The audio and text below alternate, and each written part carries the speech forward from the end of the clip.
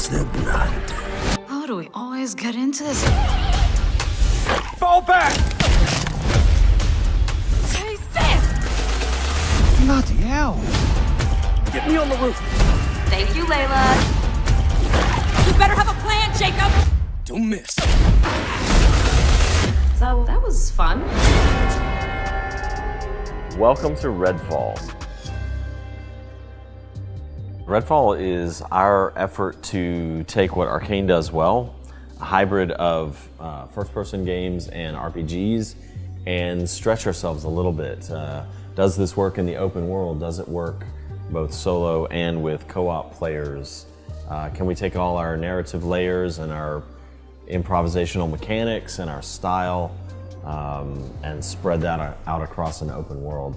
For me, Redfall represents our most ambitious title that we've tried to do here in the Austin studio ever. It was super important for us to, let players still play by themselves and have that sort of like immersive Arkane experience, but then adding up to three other players into the mix, of course, changes everything. Not only from the player experience standpoint, but just from the development standpoint also. The reason I like making the kind of games that we make is because I like playing these kind of games, right? And so it's the same reason I like tabletop RPGs too.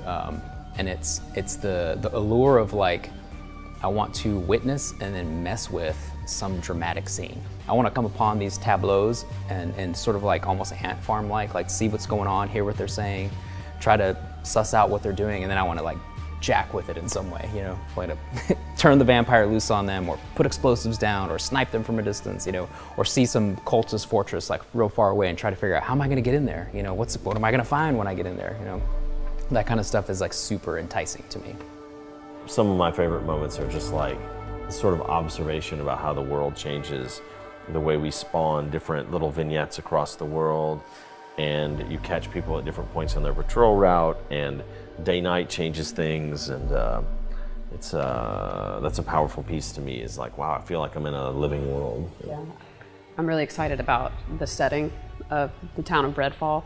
It's like a lot of games. You think it's not New York, it's not London or Boston or whatever. It's quaint, it's small. Even though it's our biggest game, it feels like small town Americana.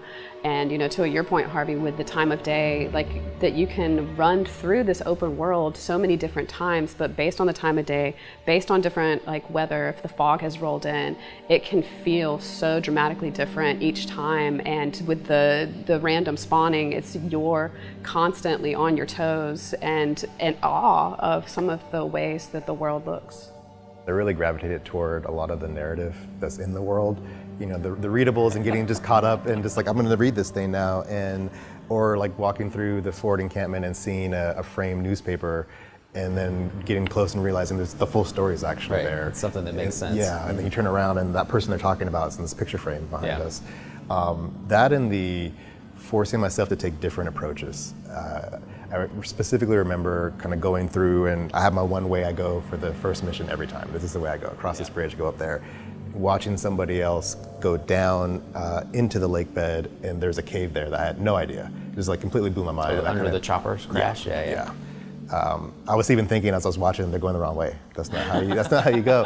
But it kind of changed how I approach everything now, where I feel like I have the way that I think about, and then I'm actually going to go this way this time, and it feels compelling to do that. So, yeah. If I could add anything to that, or if I could put it into one word, it would probably be like transported. Like we put so much effort into the narrative, into the world building, environmental storytelling, all that stuff and it's part of the reason the games that I gravitate towards make me feel that way, So I hope players feel like they've been transported to some place that like feels real at the end of the day.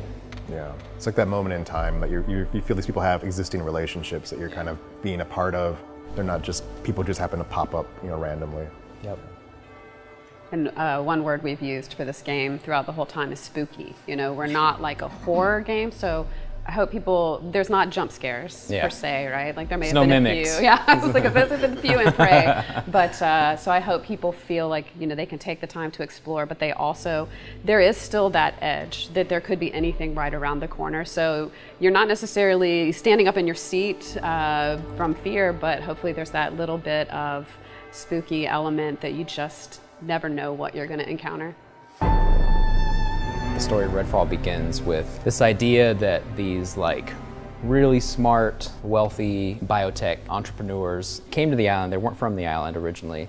They bought up some property and they started doing some research into like longevity experiments and life extension and things like that. Probably seen stuff like that in the news recently with people doing weird stuff with biotech startups. And that, you know, started to go south really quickly, get a little like morally questionable, you know, without giving spoilers away. The end result was they turned themselves into vampires.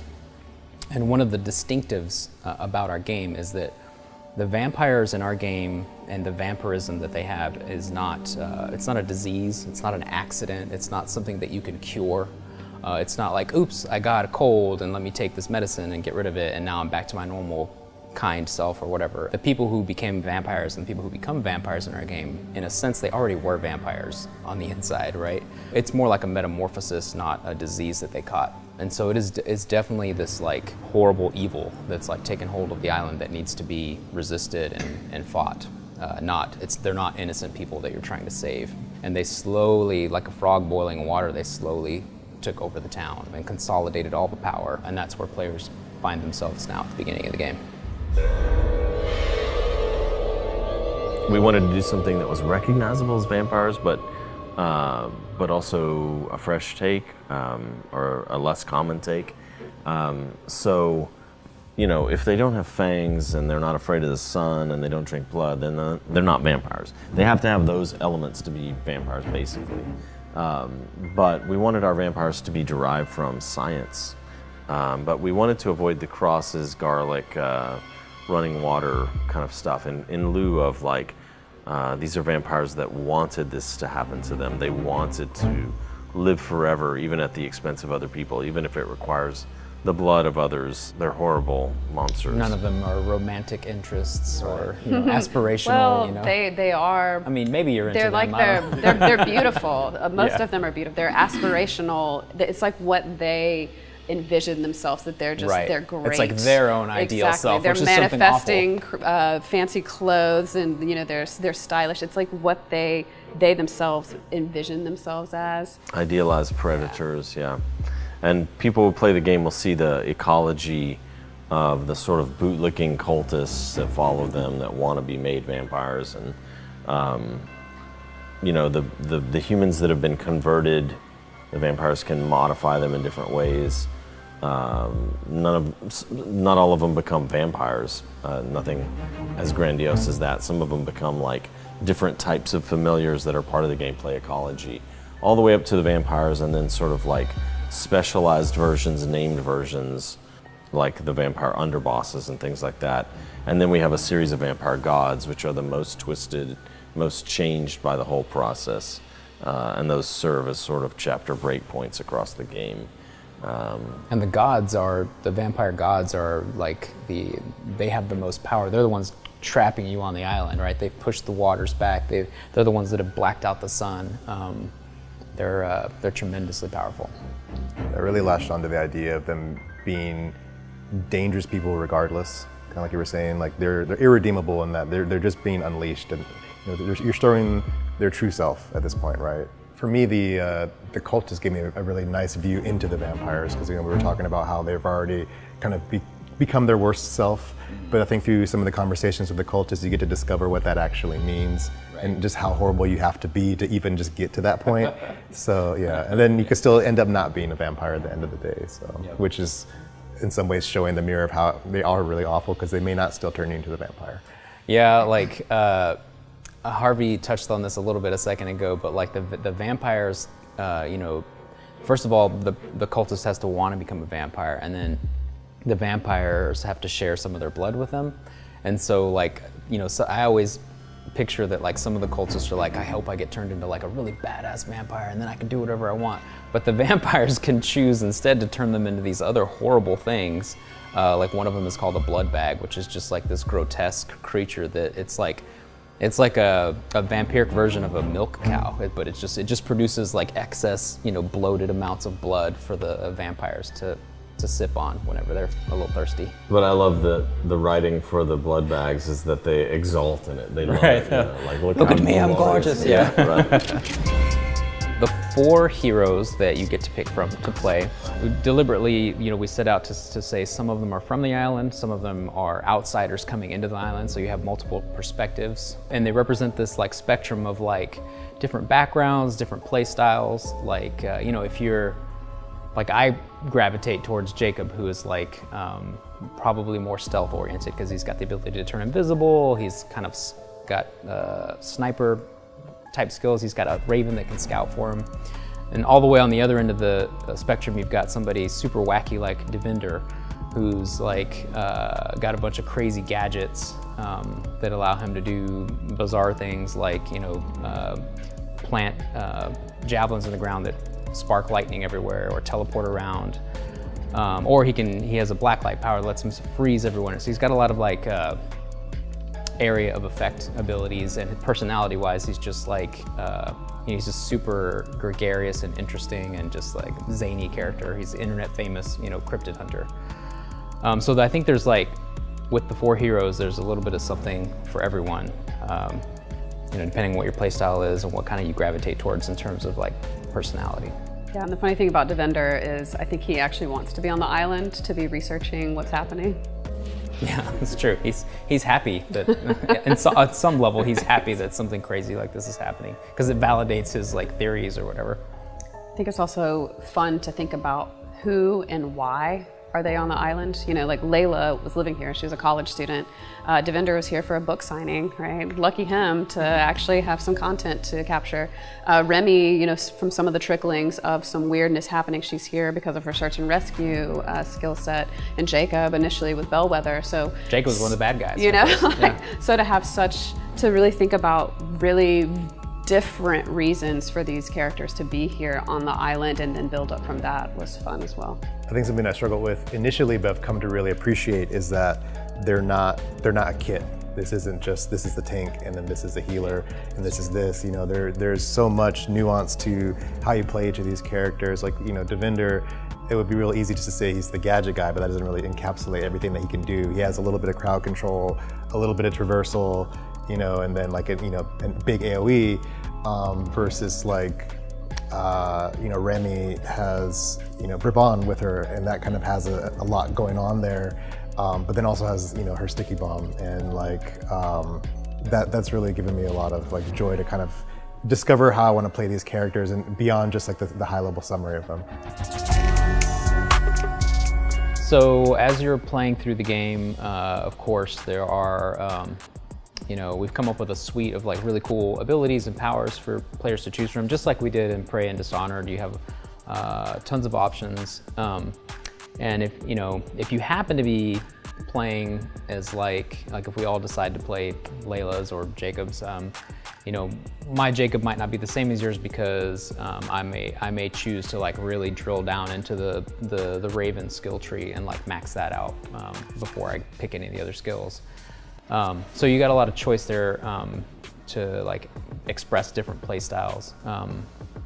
That's the skill trees, but then of course you've also got your gear. Like we've got special things called remnants you can find, which are like basically magical vampire blood that you can equip almost as like a talisman that will give you special resistances or special abilities related to healing, but it also boosts your health.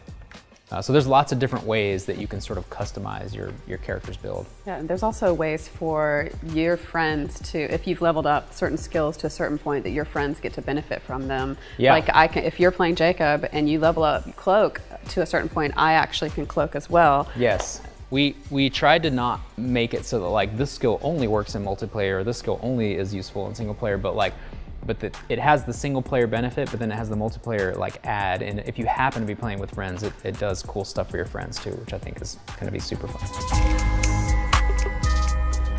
I saw it as like in a horde shooter, like they're coming for you at all times, so you feel that pressure, and in this game I feel like I'm the danger kind of thing, right? I'm the one who's moving through. You're trapped in the room with me. Yeah. It's also important, that's a great point, and it's important to note that like they're unaware of you. So you can zoom in and eavesdrop on their conversations. You can sneak up and listen to two people talk and then slip away from the encounter. It shares the lineage of Arkane games in that sense. Yeah, that's something that's also been nice about the vampires being the antagonists, is that they're not mindless. They're not just let me run and eat your brain, right? So they're actually thoughtful. They are a bit more of a predator, and also humans are terrifying, right? So the cultists and Bellwether are they're also more tactical. So yeah, they take cover, you know, they flank you, all those good things. Well, the other thing is, like, this is an open world game. You're never trapped in, like, I'm not trapped in this alley and I have to defeat 30, you know. Just gotta hold out. Yeah, I don't have to hold out. Like, I can do the thing that I do in other open world games, which is like, this monster's too hard, I'm leaving. And I'm gonna go fight these other monsters over here, get a new weapon, level up, and then I'm gonna come back and kick this guy's ass. When we started Redfall, we knew we needed, like, you know, guns, because this is part RPG, part shooter. And it was fun to be able to work with modern guns for once. And, you know, we wanted a range from, like, high-end military gear dropped by Bellwether security on the island, all the way down to, like, Grandpa's shotgun found in the attic of this old Victorian house. And then some kit bash stuff too, like in his garage, this person made, like, you know, a duct tape handgun that, you know, has a flashlight on it or something, right? So there's ranging from jury rig to high-end military and all that. But very quickly we realized we also needed some vampire-specific weapons. And so the UV beam, which leads to a whole system of petrifying the vampires, from which they can thaw out if you don't stake them. The stake launcher itself, which is like a found ammo type weapon, like broken off pool cues and snapped off mop handles and fireplace pokers and things like that. Steak knives. Yeah, and then like flare guns, which you'd find on a tourist island with sailboats and all. They immolate vampires, and so they become like a little fireball launcher. And so the usual weapons that you love in games, sniper rifles and shotguns and assault rifles and things like that, are fun to play with in our game. And they level up over time, and they have different traits on them, and so you're looking for the one with the right traits that you want.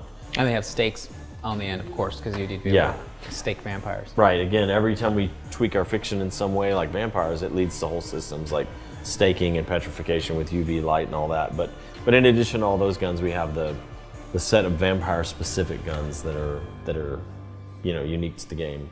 The best stake attachment in the game is the garden gnome. You don't like the broken guitar neck? Oh, the broken guitar neck. I'm partial to the harpoon. It looks like a whaling harpoon that's been cut off and put on the end of the rifle. So. We start with something really weird and fantastic, right? Like Dunwall or Space Station. And then we work to make it so that players can understand the space and learn about the environment. But this time we started with something familiar on purpose. Like, everybody gets, like, a small town, you know, on the East Coast. Everybody understands liquor stores and convenience stores and clinics and neighborhoods. So that part is awesome because you're immediately dropped into something you understand. But then the part that I like is then we twist it, right? The vampires, they warp reality around them with their psychic abilities. So the cultists, of course, build weird structures on top of the familiar settings that you'll encounter occasionally, and then the vampires, like, punch these holes through reality and make these little pocket dimensions where they, like, sleep and gather power. And those spaces are some of my favorite because everything's just, like, bent and twisted into this, like, sort of Halloween/nightmare version of reality. And speaking to the size, I think the Talos and Prey was 5 football fields. And the size of Redfall is kind of hold my beer on that one. So we definitely challenged the whole team with making something this big. Yeah.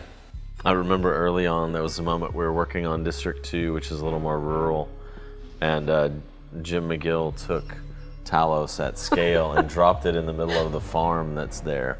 And the district just eats the whole space station, of course. It's gigantic. It was just the size of the actual, like, farm area. Yeah. And that's just, like, one mission. Yeah. That's pretty crazy.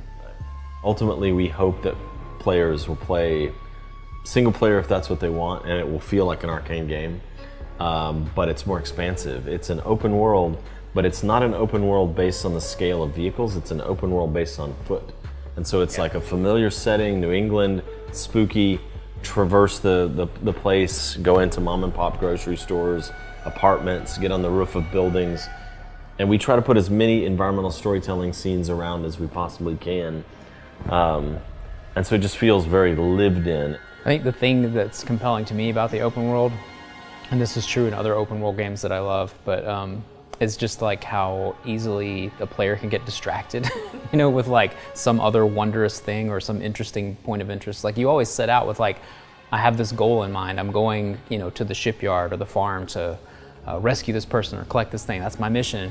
But like it takes me 2 hours to get there because along the way, like a nest popped up, or I saw a vignette with some like cultists who were harassing some civilians that are tied up, or I got ambushed by vampires, you know, or an NPC gave me a little side mission to go check out.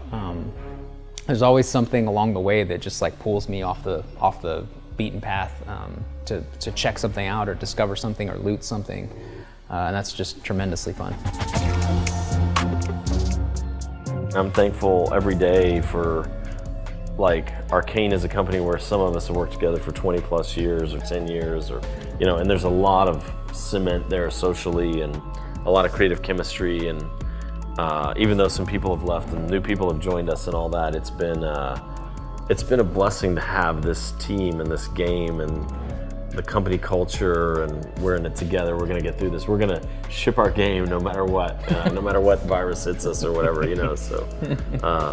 But during this last few years, it's been a blessing.